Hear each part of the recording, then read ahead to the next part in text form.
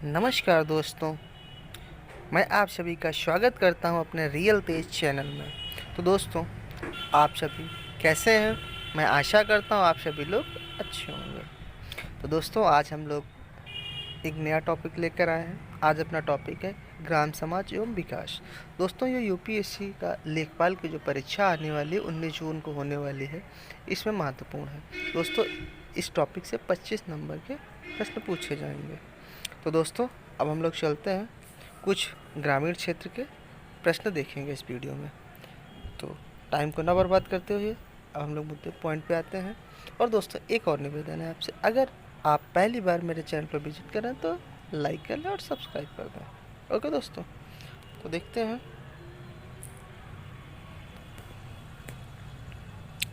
पहला देखेंगे हम लोग, भारत में कुल कितने गांव हैं? तो दोस्तों, भारत में कुल गांव है 6,40,930। कितने हैं? 6,40,930। ओके। नेक्स्ट है दोस्तों, ग्रामीण समुदाय उस समुदाय को कहा जाता है जहां समाज में अनौपचारिकता पाई जाती है, कृषि मुख्य व्यवसाय होता है, प्राथमिक समूहों की प्राथमिकता होती है। दोस्तों, ये उपरोक्त सभी टिक कर देंगे हम लोग, क्योंकि एमसीक्यू क्वेश्चन होते हैं। हम लोगों को गोला भरो प्रतियोगिता है। नेक्स्ट है दोस्तों, जनगणना। सन 2011 की जनगणना के अनुसार ग्रामीण भारत की आबादी कितनी है? तो 73.3 करोड़ आबादी भारत की ग्रामीण क्षेत्रों में निवास करती है। ओके। नेक्स्ट है, ग्राम शब्द का सर्वप्रथम उल्लेख किस साहित्य में किया जाता है? तो दोस्तों, इसमें बौद्ध साहित्य, जैन साहित्य, तमिल साहित्य, इसमें कौन सा साहित्य होगा? आप लोग बताएं, कमेंट करके ज़रूर बताइएगा। तो दोस्तों, इसमें जो है वैदिक साहित्य में जब हम लोग अध्ययन करेंगे तो उसमें ग्राम शब्द का उल्लेख किया गया। ओके। नेक्स्ट देखते हैं। नेक्स्ट है, व्यावसायिक स्तर पर ग्रामीण क्षेत्रों में कौन सी क्रिया अधिक प्रचलित होती है?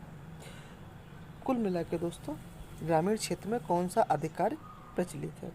तो विनिर्माण, मत्स्य पालन, सेवा क्षेत्र और कृषि।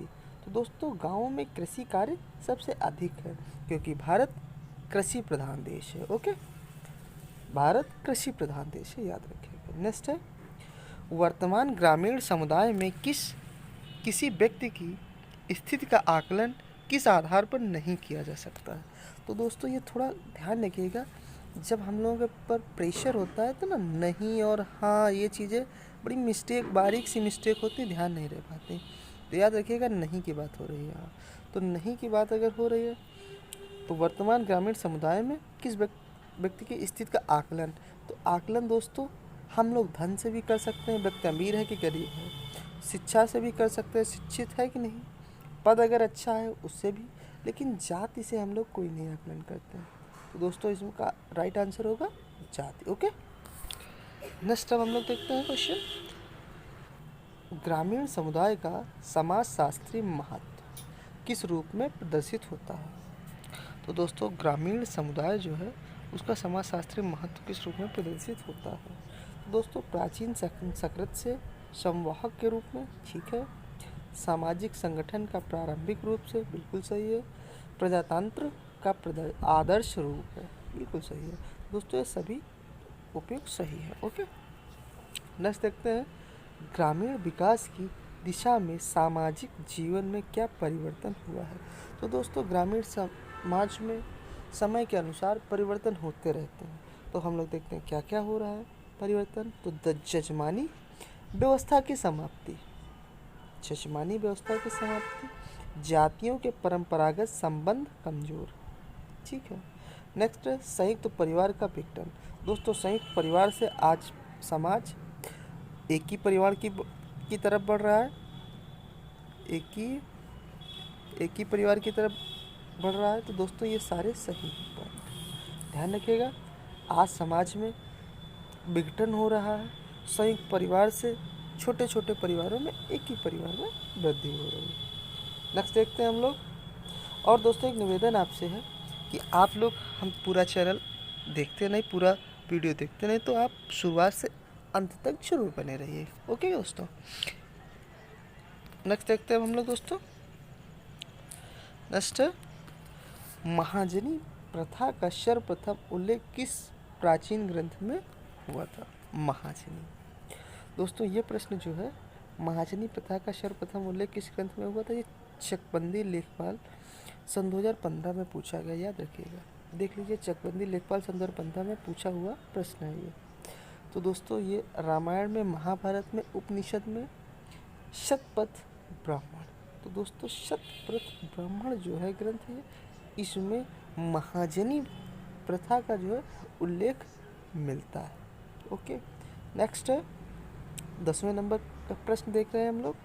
समाज के व्यवस्थित रूप को क्या कहा जाता है? क्वेश्चन बहुत अच्छा दोस्तों, ऐसे ही क्वेश्चन पूछे जाते हैं। समाज के व्यवस्थित रूप को क्या कहा जाता है?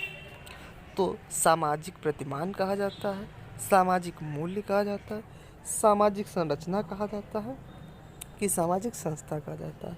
तो दोस्तों अब समझ तो आप गए ही हैं, सामाजिक संरचना बोला जाता है, क्योंकि समाज के व्यवस्थित रूप को, जो समाज व्यवस्थित है, अपने स्थान पे सुव्यवस्थित है, तो उसको जो है संरचना कहा जाएगा, सामाजिक संरचना। ठीक है दोस्तों, नेक्स्ट देखते हैं। नेक्स्ट है, सामाजिक परिवर्तन का कौन सा कारक लोगों के मकान, बनावट, खान पान आदि को प्रभावित करता है? सामाजिक परिवर्तन जो है वो खान पान आदि को प्रभावित करता है। तो दोस्तों ये जो है जैविक कारण, जनिकीय कारण, औद्योगिक कारण नहीं दोस्तों, ये भौगोलिक कारण है। ये जो है भौगोलिक कारण की वजह से लोगों में परिवर्तन आते हैं। ओके, नेक्स्ट है क्वेश्चन नंबर 12 देखते हैं हम लोग। 12 कह रहा है सामाजिक परिवर्तन के आर्थिक कारण किस रूप में सहायक होते हैं? तो दोस्तों इसमें अंतर्जातीय प्रेम विवाह,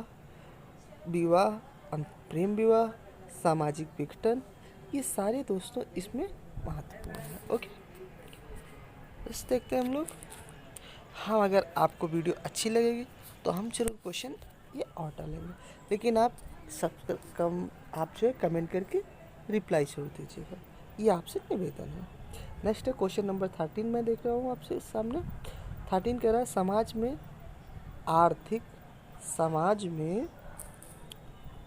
आर्थिक जगत तथा जनसंख्या के क्षेत्र में हो रहे परिवर्तन को किसके अंतर्गत देखा जाता है? तो दोस्तों ये जो है समाज में आर्थिक जनसंख्या, समरैखिक परिवर्तन, चक्रीय परिवर्तन, गुणात्मक परिवर्तन, उतार चढ़ावदार परिवर्तन। तो दोस्तों ये उतार चढ़ाव परिवर्तन है, जिसमें जनसंख्या बढ़ती घटती है। नेक्स्ट है दोस्तों 14 नंबर क्वेश्चन। मानव जीवन का शिशु, तरुण, प्रौढ़ अवस्था में परिवर्तन कौन सा परिवर्तन कहलाता है? तो दोस्तों ये क्वेश्चन आप बताएं, इसमें कौन सा कहलाता है?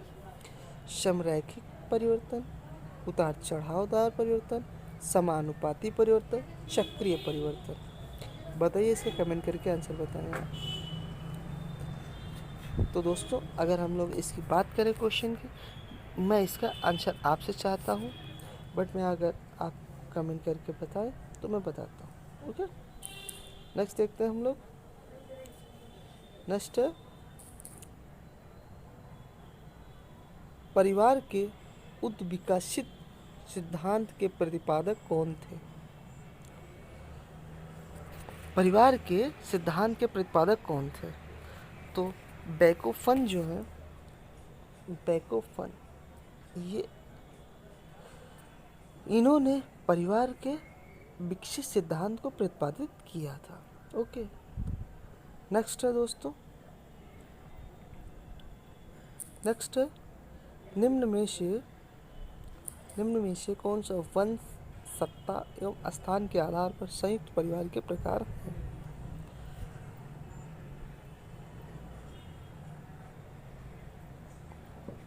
तो दोस्तों ये जो है सत्ता, स्थान, वंश के अनुसार पितृवंशीय परिवार, ये पितृवंशीय परिवार जो होता है समाज में ज़्यादा इसका महत्व है, क्योंकि परिवार ग्रामीण क्षेत्रों में पिता की संपत्ति को पुत्र के पास ट्रांसफर की जाती है या पिता के न आजीवित रहने पर पुत्र को दे दी जाती है। ये प्रथा समाज में प्रचलित है। तो दोस्तों पितृवंशीय परिवार। ओके, नेक्स्ट देखते हैं हम लोग। और दोस्तों इसका पुराने का मैं आपको क्वेश्चन का आंसर दे दूं। इसमें दोस्तों पूछा क्या गया था, मानव जीवन का शिशु, तरुण और अवस्था में कौन सा परिवर्तन कहलाता है। दोस्तों ये एक सर्कल है, ये सर्कल ऐसे राउंड करता रहता है। कभी हमारे पिताजी भी जवान यंग हुए होंगे, बुजुर्ग हुए होंगे, उनके भी पिताजी हुए होंगे, कभी हम लोग भी दोस्तों होंगे, कभी हमारे, तो ऐसे ये चक्रीय है, ये ऐसा एक चक्र चलता रहता है दोस्तों। तो ये क्वेश्चन याद रखिएगा, क्वेश्चन अच्छा है, नॉलेज की दृष्टि से भी महत्वपूर्ण है। ठीक है दोस्तों, अब हम लोग नेक्स्ट देखते हैं। नेक्स्ट है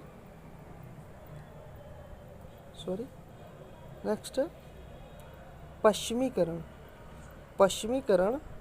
पश्चिमीकरण के प्रभाव से भारतीय समाज में विवाह की कौन सी प्रवृत्ति कम हुई है। तो दोस्तों ये तो क्वेश्चन आप सभी को मालूम होगा कि समाज में कौन से विवाह की प्रवृत्ति कम हुई है। तो दोस्तों इसमें तो बाल विवाह की जो है प्रवृत्ति कम हुई है। इसी के साथ में दोस्तों एक क्वेश्चन मैं आपसे पूछता हूँ कि दोस्तों सती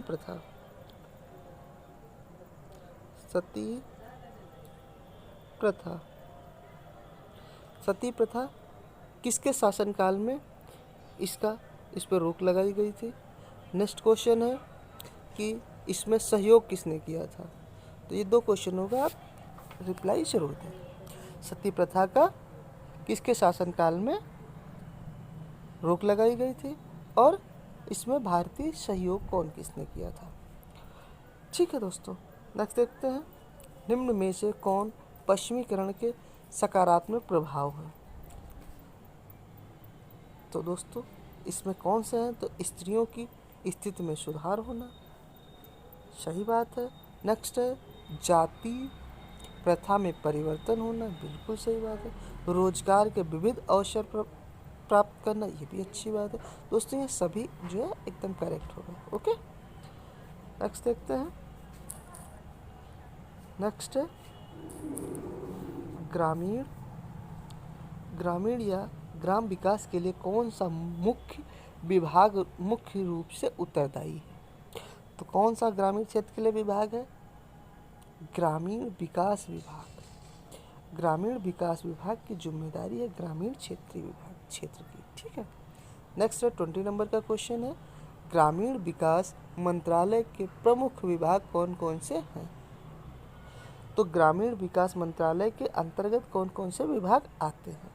तो दोस्तों इसमें ग्रामीण विकास, भूमि विकास संसाधन और सिंचाई विभाग। तो दोस्तों इसमें जो है ये सी ऑप्शन सही है, ग्रामीण विकास विभाग और भूमि संसाधन विकास। दोस्तों ग्रामीण विकास जो है ये भारतीय सरकार का बहुत महत्वपूर्ण विभाग आता है। इसी के अंदर जितना ग्रामीण क्षेत्र का विकास होता है इसी के अंडर आता है। और दोस्तों भारत का विकास तभी होगा जब ग्रामीण विकास होगा। तो अगर भारत को विकसित बनाना है, भारत का विकास होना है, तो ग्रामीण विकास महत्वपूर्ण है। तो दोस्तों ये टॉपिक परीक्षाओं की दृष्टि से भी है और नॉलेज के भी दृष्टि से महत्वपूर्ण है, क्योंकि शहरीकरण हो चुका है दोस्तों, शहरों में लोग निवास कर रहे हैं। ग्रामीण समस्याएं महत्वपूर्ण बिंदु समझने वाले हैं जो जानने चाहिए समाज में। दोस्तों इसको हम लोग जब स्टडी करेंगे, पढ़ाई करेंगे, तो इससे समझ में आएगा, नॉलेज मिलेगा। तो दोस्तों अगर आप लोगों को मेरे ये क्वेश्चन को जो मैं आपके सामने रखे थे अगर अच्छे लगे तो लाइक कर दीजिएगा और कमेंट करिएगा। अगर आपको अच्छा लगे तो दोस्तों कमेंट करके ज़रूर बताइएगा, तो नेक्स्ट वीडियो में ज़रूर डालूँगा। ओके, जय हिंद भारत दोस्तों, जय हिंद।